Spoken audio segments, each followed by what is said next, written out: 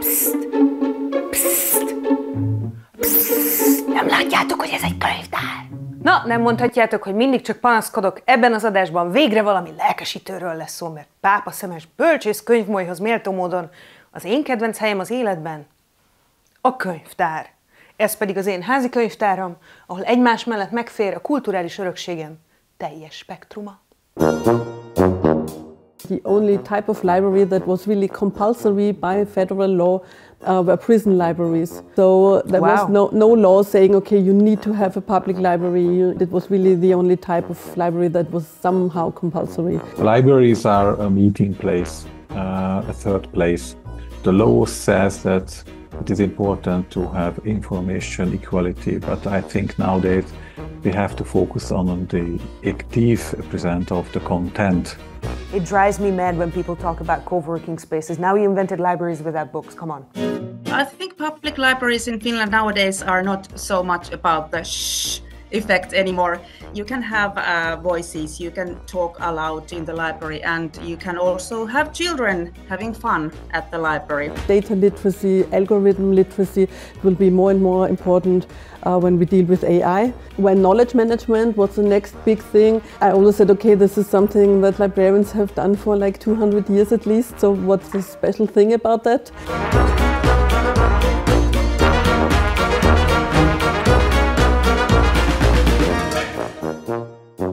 A Középidő egy osztrák-magyar produkció és az új kedvenc beszélgetős műsorotok, ahol európai ügyekről van szó, meg arról, hogy mire kellene jobban ügyelnie Európának. Én Paprika Kinga vagyok, a vendégeim pedig válogatott művészek, kutatók, újságírók és szakemberek Európa minden sarkából. 2 hetente jelentkezünk új adással, úgyhogy iratkozzatok fel most a jobb alsó sarokban lévő gombra kattintva, válasszátok ki a kis csengőikont, és kössetek csomót a zsebkendőtökre, hogy véletlenül sem maradjatok le egyetlen adásról sem. Szerencsésnek tartom magam, bár csak úgy pihenési szándékkal ritkán trafikálok, munkaügyben sokat utazom Európa szerte, és ilyenkor mindig szakítok időt arra, hogy felkeressem a kedvenc közintézményeimet, a helyi könyvtárakat. De nem csak a dicsőséges birodalmi könyvtárak érdekelnek, mint az osztrák nemzeti könyvtár, ahol csöpög az arany a falakról. Épp ilyen izgalmasak számomra a kis helyi könyvtárak, az egyetemi gyűjtemények, a lakótelepítékek, az üzemi archívumok, megyei levéltárak, és még sorolhatnám. És nem csak azért, mert itt mindig tiszta a WC. Még a nász utamon is könyvtárakat nézegettem, és mit mondjak? Csodálatos volt. A könyvtárak, levéltárak az emberi civilizáció kulcsfontosságú technológiája évezredek óta, tulajdonképpen amióta feltalálták az írást. Az ókori babiloni Nippur városában egy 5000 éves templomban agyagtáblákkal teli szobákat találtak például. A mai Szíriában található Ebla királyi könyvtára valamivel fiatalabb, mindössze 4000 éves, de az ott talált agyagtáblákat már témák szerint csoportosítva találták meg a polcukon a régészek. Az ókori görögöknél Platón és az epikureusok iskolája olyan könyvtárakat alapított, amelyek évszázadokon át bírtak jelentőséggel. A leghíresebb gyűjtemény azonban a peripatetikus iskola gyűjteménye volt, amelyet a rivális Arisztotelész alapított. A mestere, Platón által néha 2 lábon járó könyvtárnak is csúfolt Arisztotelész maga szervezte meg ezt a gyűjteményt, pontosan azzal a szándékkal, hogy megkönnyítse a szisztematikus tudományos kutatást. Feltételezések szerint ebből nőtt ki a legendás alexandriai nagykönyvtár is. Marcus Antonius állítólag 20 000 kéziratot ajándékozott a gyűjteménynek, hogy ezzel vágódjon be Kleopátránál.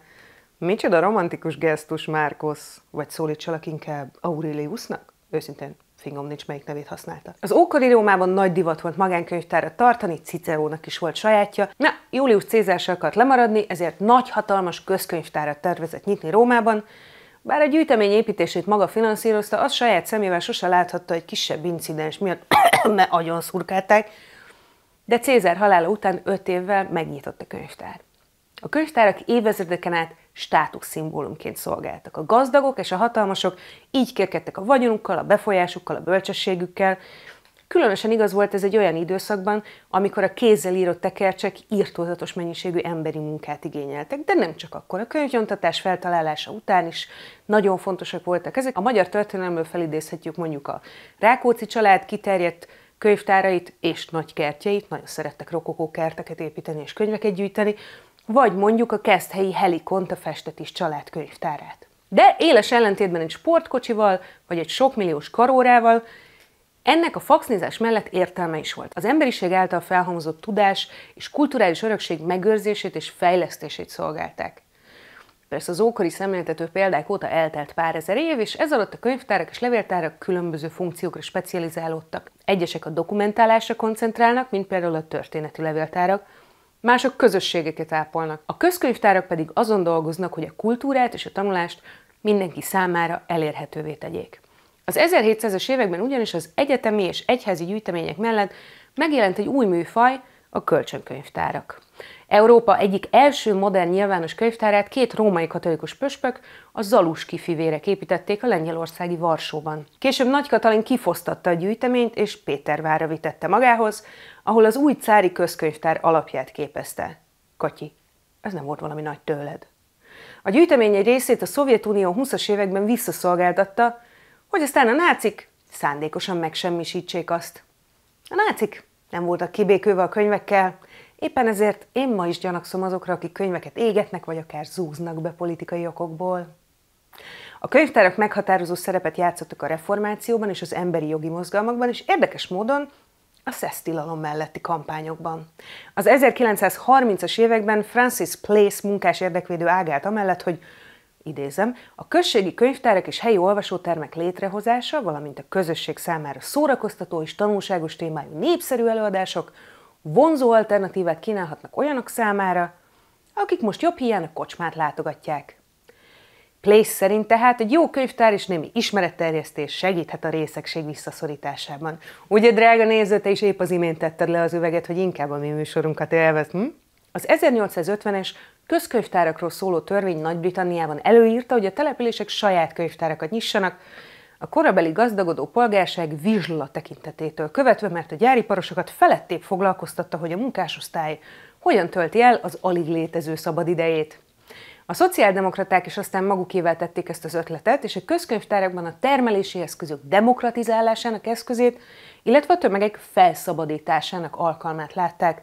Magyarországon többek között Szabó Ervin képviselte ezt az iskolát, a Budapest lenyűgöző közkönyvtár hálózata máig az ő nevét viseli. Míg azonban a helyi könyvtárak elsősorban a mindennapos használatra koncentráltak, az úgynevezett gyűjtőkönyvtárak, mint például az Országos Széchenyi Könyvtár, nagyobb hangsúlyt fektetnek a kulturális örökség megőrzésére és gondozására. Az OSK feladata, hogy gyűjtse, feltárja és megőrizze a magyar nemzeti kultúra írott, nyomtatott, audiovizuális és elektronikus formában létrejött értékeit. Minden megjelenő kiadványban begyűjtenek úgynevezett köteles példányokat. A gyűjteményükben 3 milliónál is több magyar nyelven megjelent könyv szerepel 1601 óta. De itt laknak a felbecsülhetetlen értékű és jóval korábbi korvinák és ennél régebbi nyelvemlékek is. Ugyanakkor az OSK élen jár a források archiválásában és digitalizálásában is. A már emlegetett korvinákhoz, Mátyás király kódexeihez például online is hozzá lehet férni, link a leírásban. Nem is csoda, hiszen a könyvtáraknak oroszlán része volt a hipertext és végső soron a mai értelemben vett internet kifejlesztésében. A World Wide Web ugyanis a katalógusrendszerek, kereszthivatkozások és a könyvtárközi kölcsönzés összetett technológiáira épült. De itt nem áll meg a dolog. A könyvtáraknak fontos szerep jutott a digitális olló bezárásában is. Úttörőként biztosítottak internet hozzáférést a hétköznapi emberek számára már akkor is, amikor a személyi számítógépek és az otthoni internet kapcsolatok még ritka luxusnak számítottak, és mindeközben hatalmas archívumokat digitalizálnak, és az emberiség kulturális örökségének nagy részét teszik elérhetővé globálisan. De pont emiatt az új technológia miatt a könyvtárak újabb átalakuláson mennek keresztül. Az információáramlás nagy része mára a digitális térben zajlik, éppen ezért a gyűjtemények tovább szakosodnak. A közkönyvtárak a közösségi funkciókra koncentrálnak, és a korai irodalmi nevelésből is kiveszik a részüket. A levéltárak és kutatókönyvtárak a források és az adatok kezelésében segítenek. Vannak, akik a kölcsöntékákkal kísérleteznek, ahonnan könyveken és médián túl mindenféle eszközök, például szerszámok, meg közlekedési eszközök és hasonló dolgok is kikölcsönözhetőek. Add kölcsön, Nyuszi, a fűnyíródat? A legmerészebbek pedig még a csendrendeletet is feloldották. A leghírhettebb kísérletező a Helsinki központi könyvtár, az Oodi. A tetőtéri olvasótermű kellős közepén egy konkrét kávézó üzemel, össze-vissza kúsznak a csecsemők a sorok között, az alsó szinteken pedig virtuális valóságtermek, ipari varrógépek, 3D nyomtatók, meg podcast stúdiók váltogatják egymást. A földszinti menzán pedig időnként kóruskoncerteket lehet hallgatni a Helsinkihez képest aránylag olcsó lazacleves fölött. Egészen elvarázsolt hely. De a pécsi Csorba Győző Könyvtár sem rest ringbe szállni. A központi megyei könyvtár éjfélig tart nyitva. Pécsett és megyeszerte számos fiókkönyvtárukban közösségi eseményeket is szerveznek, sőt, könyvtárbuszokat indítanak a kisebb falvakba, ahonnan könyveket lehet kölcsönözni, és internet hozzáférést is biztosítanak a helyi használóknak. Pécsről és Helsinkiből is csatlakozik egy-egy vendég, illetve csatlakozik hozzánk Bécsből egy adatkezelő szakember, aki a könyvtárak történetét tanulja és kutatja, és kutatókat tanít adatrendezésre és forráskritikára. Arról beszélgetünk ma, hogyan alakítja át a digitális korszak a szakmájukat, és mit nyújtanak a könyvtárak az internet korában. Mészler Tamás a pécsi Csorba Győző Megyei Könyvtár igazgatója, ahonnan számos tagkönyvtárat működtetnek szerte Baranya megyében. Ulla Leinikka, a Helsinki Központi Könyvtár az Oodi kommunikációs vezetője. Az Oodi 38 fiókkönyvtárát üzemelteti Helsinkiben, és a Helmet könyvtári hálózat része. Mónika Bargman pedig a Bécsi Egyetem Filológiai és Kultúratudományok Intézetének adatgondozója, és az egyetem 13 tanszékének kutatóit segíti adatok kezelésével kapcsolatban. Ma a Kávézac kávézóban beszélgetünk velük a bécsi Zonventviertelben. A teljes adást megnézhetitek az eredeti otthonában a displayeurope.eu oldalon 15 nyelvű felirattal, a Standard Time Talk Show saját YouTube csatornáján angolul, illetve az átlátszó csatornáján magyarul. Iratkozzatok fel!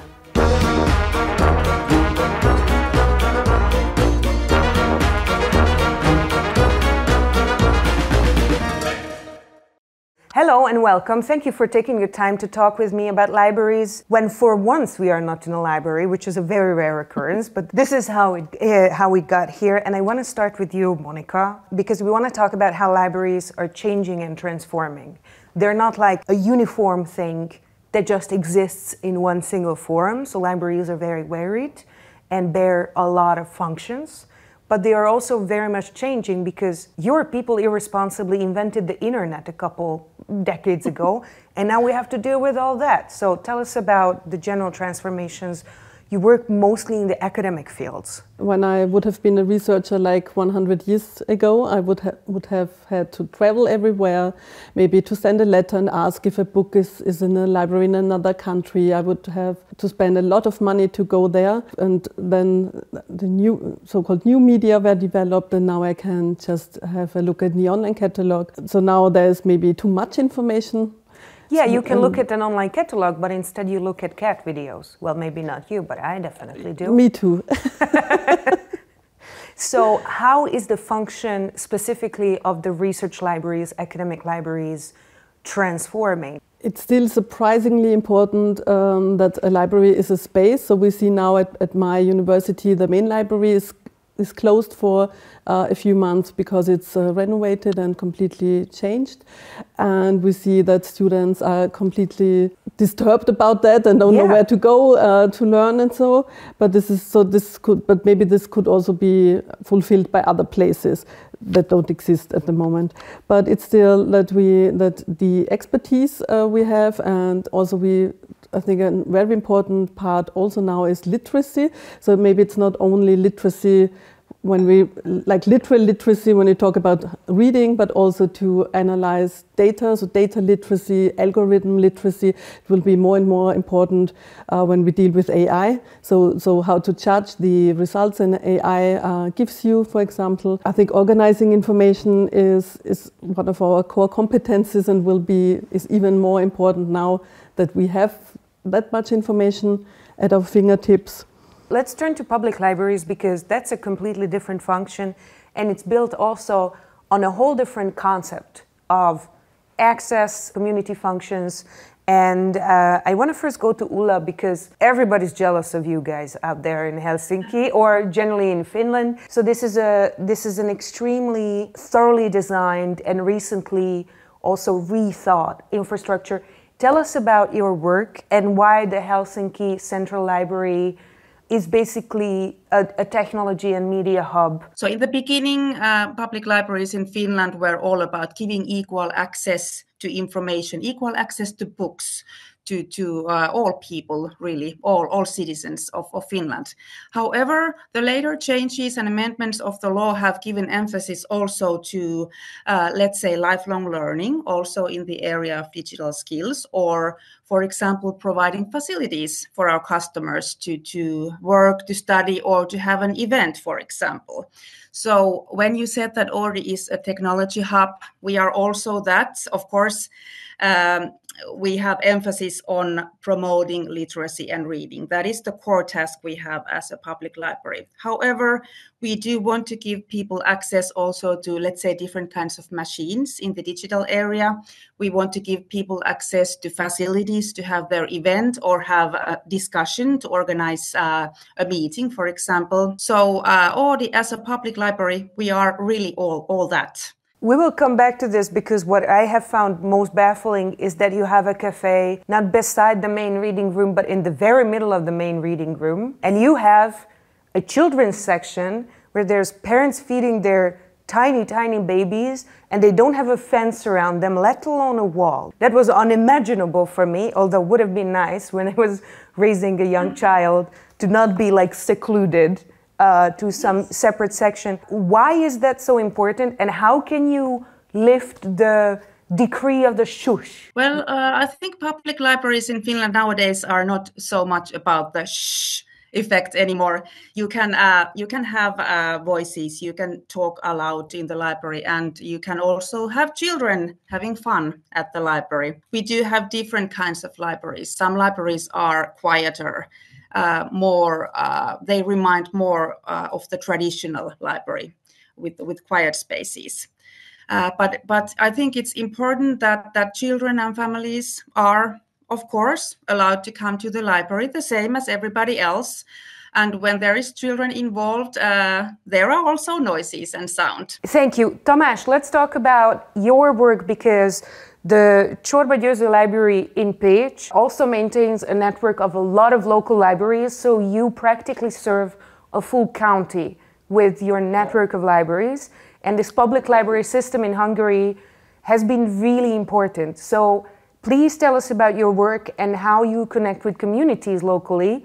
Bringing children to the library is not going to be anything new for you, for instance. How do you connect with your communities? We are in the same building with the university library, and I myself worked at the university library until 2015, so I have experience on an academic library, how they work. But now I work in a public library, and Csorba Győző Public Library is a public library and a county library, and we have connection with contracts with 287 villages, so we support their library services, this local small villages, small municipalities, because in Hungary, according to the cultural law, every municipality has to give library service for the population. And we have two library buses as well, because there are such villages where there are only 100 or 150 persons, inhabitants, and they don't have a special room for a library, so we visit these villages with a library bus, a mobile library. The conventional function that I first learned about libraries is that you can go there and borrow books.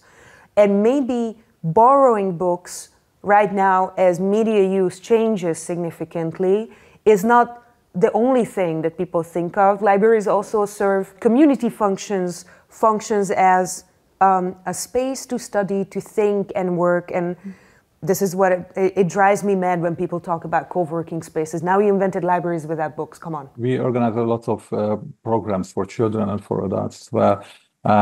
20 years ago, from the registered users, only 16 or 18 people came to a program, because there was no so much programs for people. But nowadays, 46 or 47% of the registered people go to library programs.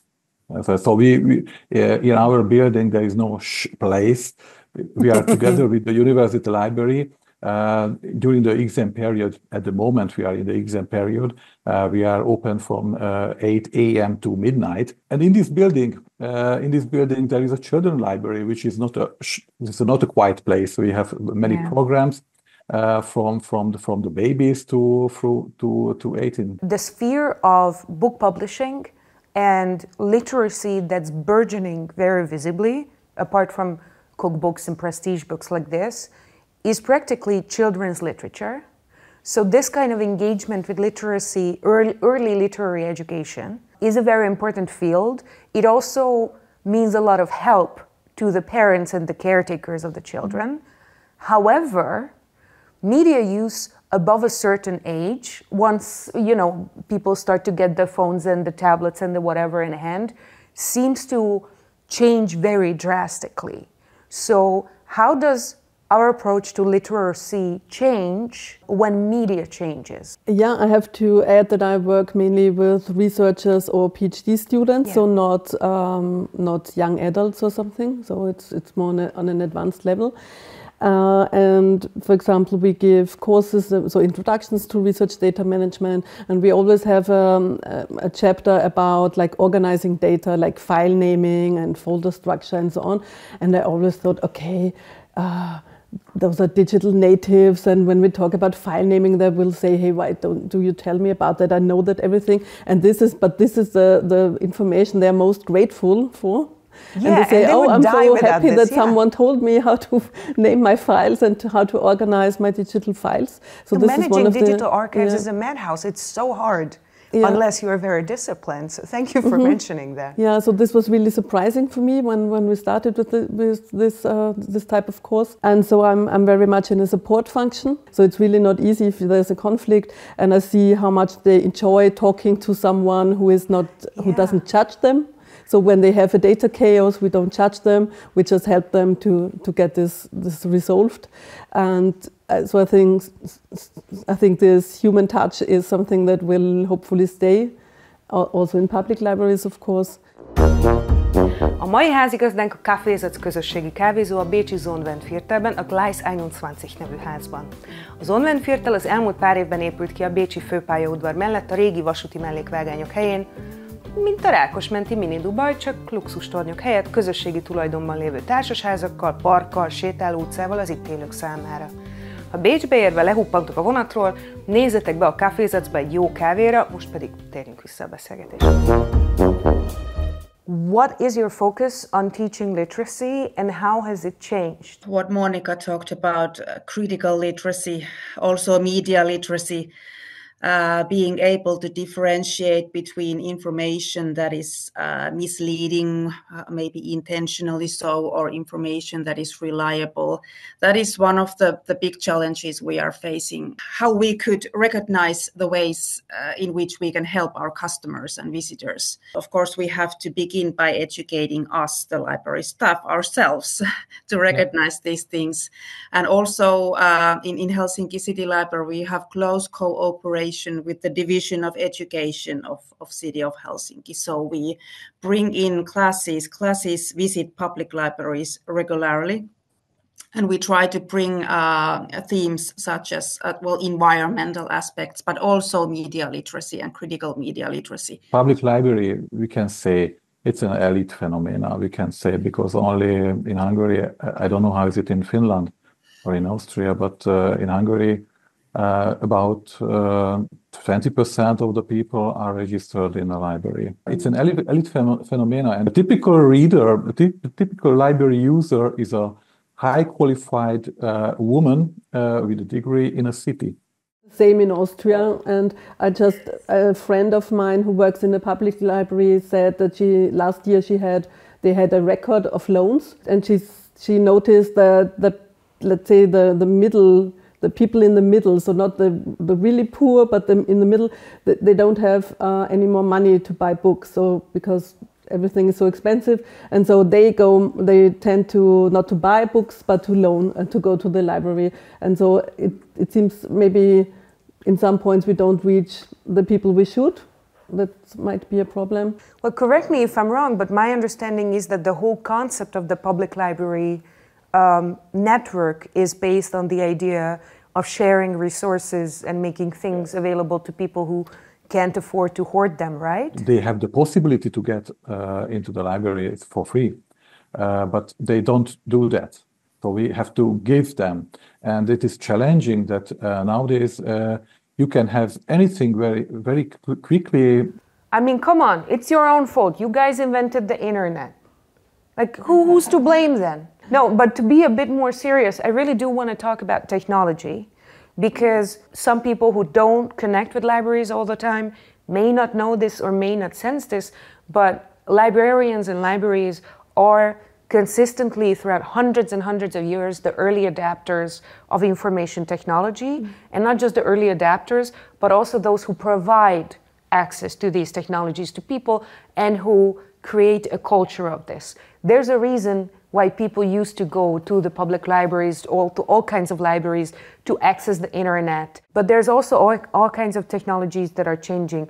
What is your approach to introducing new technologies now that it seems to be rapidly changing? And how do you balance between preserving something that exists and buying into or getting invested in something new? Maybe I could talk about the participative approach also we have towards developing our services. We want to take our customers' wishes and hopes and also the feedback that we gain from our customers into account. So if there is a wish from our customers, maybe to try out some new machine or some new kind of a service, then we try to make it available. We try to make it possible.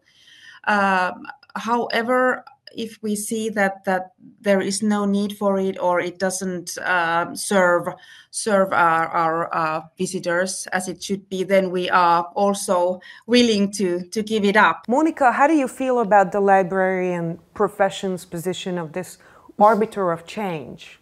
Right, you are in a very sort of core place as a profession where you both introduce but also develop the culture of these new technologies or the culture around the use of these technologies. Librarians have a lot of competences that people outside maybe don't recognize or appreciate that much. For example, when knowledge management was the next big thing, I always said, okay, this is something that librarians have done for like 200 years at least. So what's the special thing about that?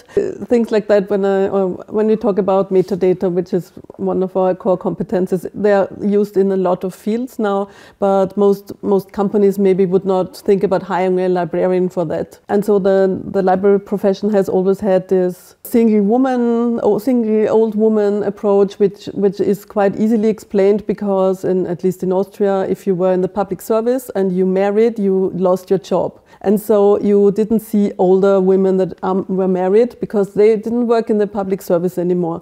I think we as librarians try to counter this image of the spinster and the boring and the shushing librarian. For example, I collect fiction with librarians, and it's in 90% it's the same viewpoint on librarians, and this is not the reality. But it's also not good, as we tried maybe too much at time to say, okay, we all have to be cool and not boring, because there's a place in the library for everyone, and also among librarians. So there are roles in libraries where you don't have to deal with people all the time, but you work more in the background. So there's a place for people who prefer that. But there's also a place for people who are outgoing and like to deal with the public. So there's a great variety of people. But I see in this fiction I mentioned, it's really, I think the authors are somehow, they just write librarian and then you have a picture of that, and they don't spend a lot of time explaining that. They just need to say, okay, she was a librarian. There seems to be a strong sort of gender stereotype in there. So in fiction it's about, in the fiction I have, it's mostly mysteries or crime stories, or it's love stories. Very kitschy love stories most of the time, and there's, I would say, about 90% are female librarians, but also the male librarians have their own stereotypes. So usually they still live with their mother, they're also single, and so it's gender stereotypes all the way. I mean, I haven't really thought about how I would profile a romance around this, but maybe we need good quality romance with librarian heroes, yeah? There is. There is. And okay, I also, we have to publish a reading list. Yeah, I have a bibliography, so you can have a look at that. Please send it to us. It will be in the reading list that goes with the video. So there are those books where you say, okay, it's maybe a kitschy romance, but it's somehow describing a woman who finds her way in life at a later age. For example, I think, okay, this is maybe not best written, but still it's an important story, and it might help someone in the same situation. So even if I think, okay, it's kitschy and it's somehow ridiculous, I think, okay, I don't judge the people reading it and benefiting from that. And I guess also the borrowing habits, we're not supposed to be judgy about those. If people borrow books for shallow entertainment, they still borrow books and read. That's still, in a lot of cases, that's absolutely fine. Good. It's entertainment, but it's also informing yourself about things you like. Tamás, being responsible for a full county, where you have already mentioned that you have library buses, for instance, I wonder about your attitudes to adopting certain types of technologies.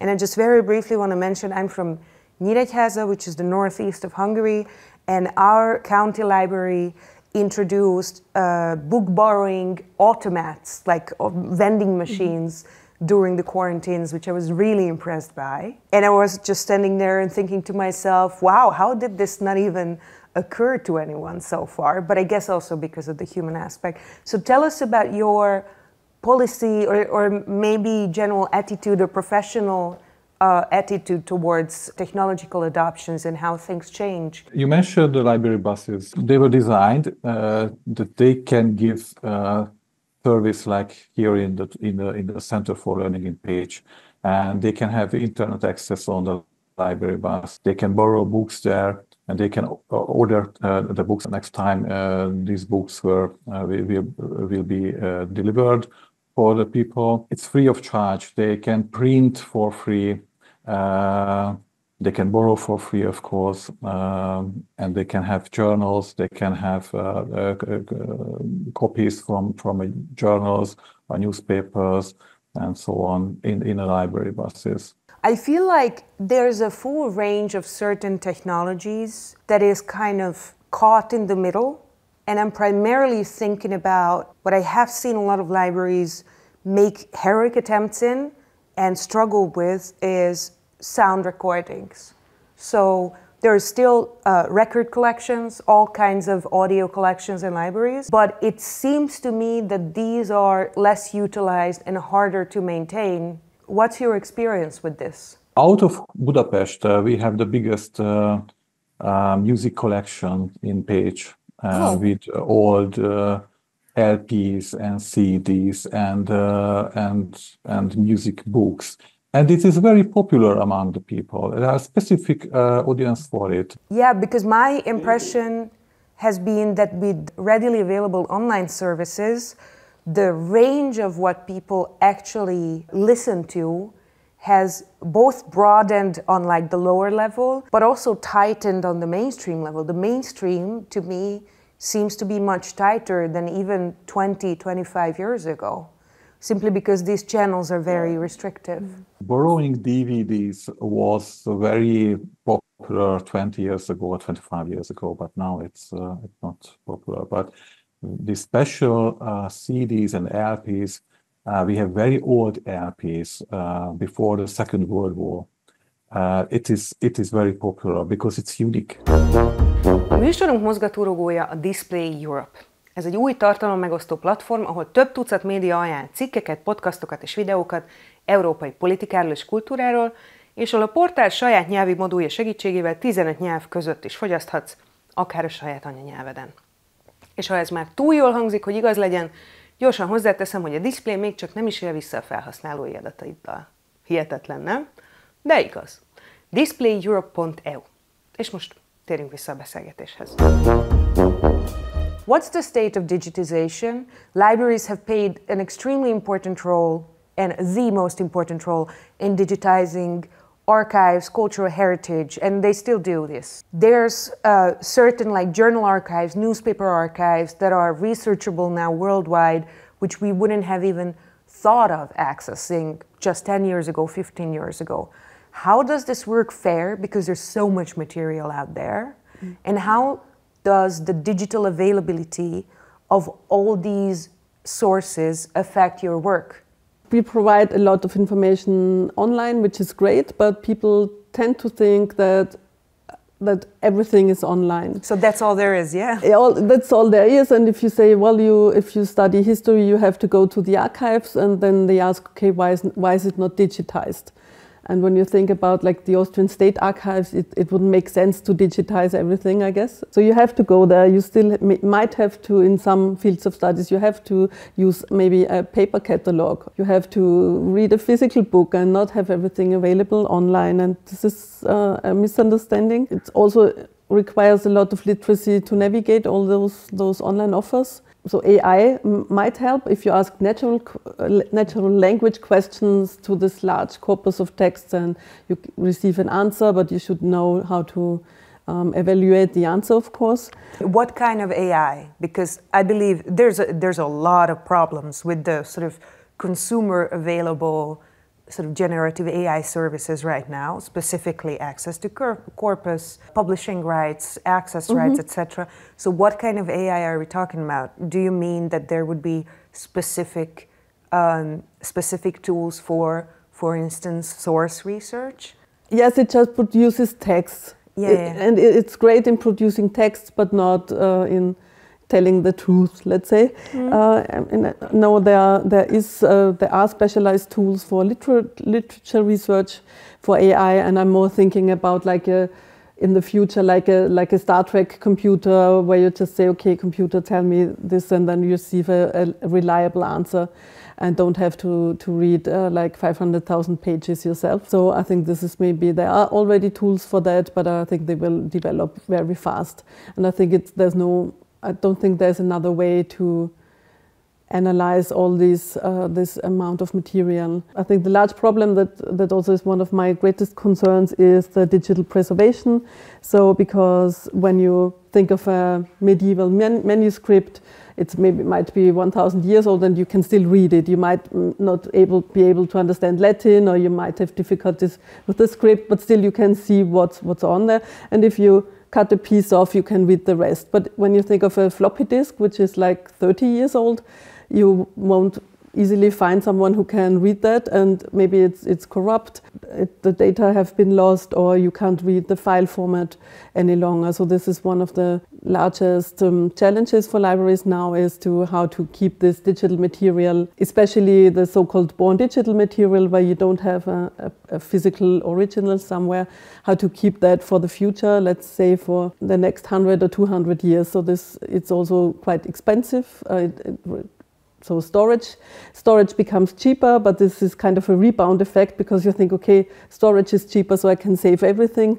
But it's also like a sustainability problem, thinking about all the energy that goes into these data centers and storage. So this is something we have to deal on a daily basis. Tamás, how does this digital environment with seemingly so much information available, affect the work of your libraries, working closely with communities? We like digitizing, I say, and not only papers and books.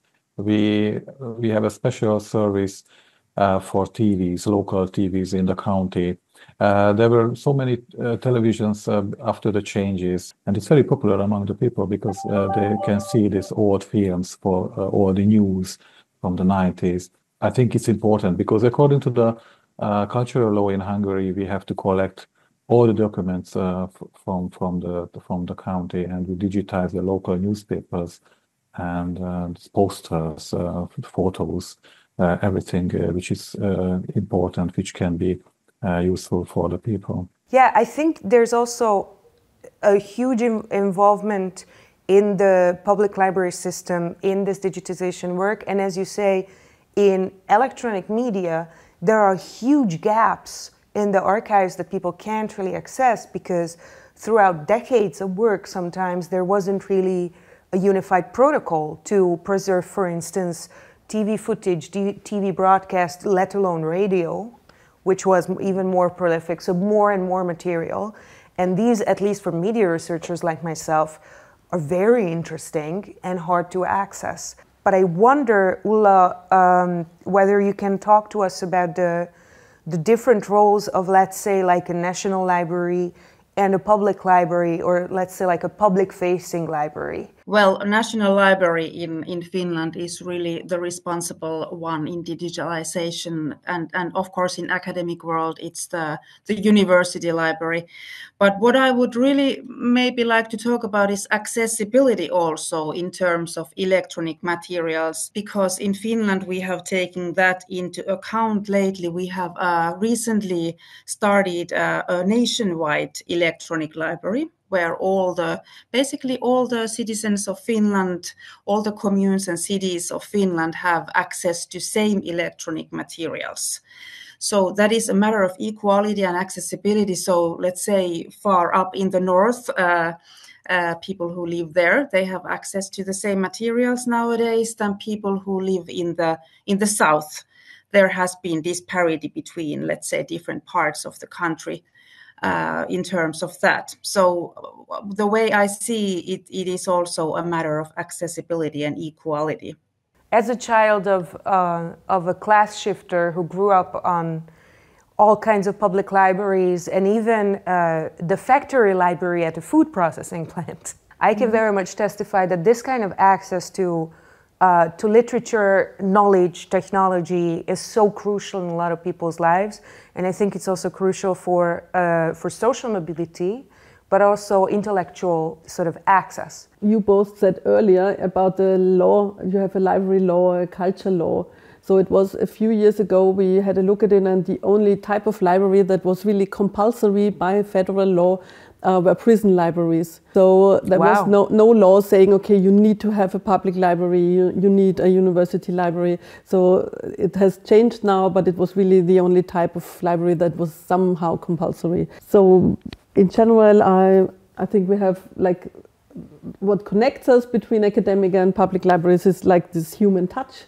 We still will have in the future the competences we have, like organizing data, organizing knowledge, will stay important. I think we also touch on the thoughts about sustainability. So when we think about the library, like a library of things, where you can lend things instead of buying them and then not using them, about seed libraries, the green library building. So this is one of the most important things. Overall, I think that artificial intelligence is something that we will have to deal with for quite a long time. I'm so glad that you bring up the notion of the library of things, which is sort of the concept of the library economy, which is an alternative potentially to a consumer society where individual consumption is the answer we offer to anything. And then it's a supposition that very much appeals to my peasant heart, because why would you buy a bunch of the same thing in every household when you can share it instead and maybe do it in a very organized way? So that's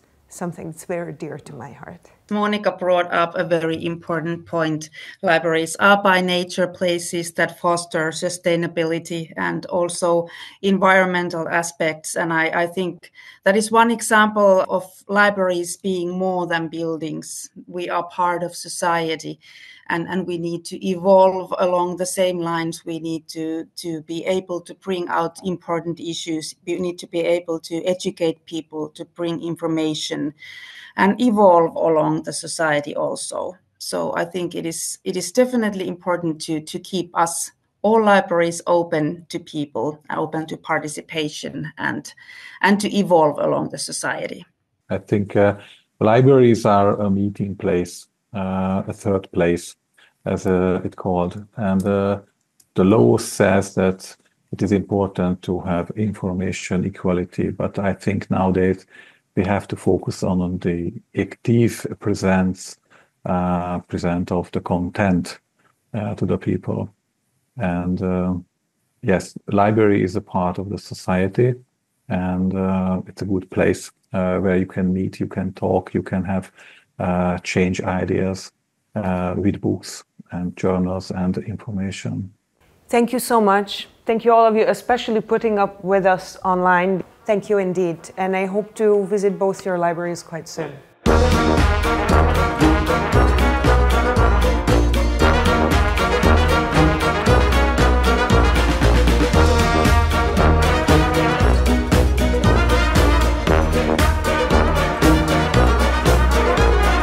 Ti zúgtatok már bele csinos könyvtárosba? Van érvényes olvasójegyetek, vagy csak a büféig merészkedtek el? Írjátok meg kommentben, jártok-e könyvtárba, és ha igen, hová? És ha már arra jártok, húzzatok egy lájkot, és kövessétek az átlátszó YouTube csatornáját. Küldjétek el a műsort a regényfalú kishúgotoknak, meg az olvasatlan haverotoknak is. Ez a műsor az Eurozin és a Display Europe közös produkciója. Médiapartnereink a bécsi Októ TV és Magyarországon az Átlátszó. Ez a talkshow az Európai Unió Kreatív Európa programja és az Európai Kulturális Alapítvány társfinanszírozásával készül. Fontos, hogy az itt kifejtett nézetek és vélemények csak a felszólalóké és a szerzőké, nem feltétlenül tükrözik az Európai Unió vagy az Európai Oktatási és Kulturális Végrehajtó Ügynökség véleményét. Sem az Európai Unió, sem az EACA nem tehető felelőssé értük. Nem mintha bánnánk, ha megfogadják a tanácsainkat. Köszönjük a Kávézac kávézónak, hogy vendégül látott minket.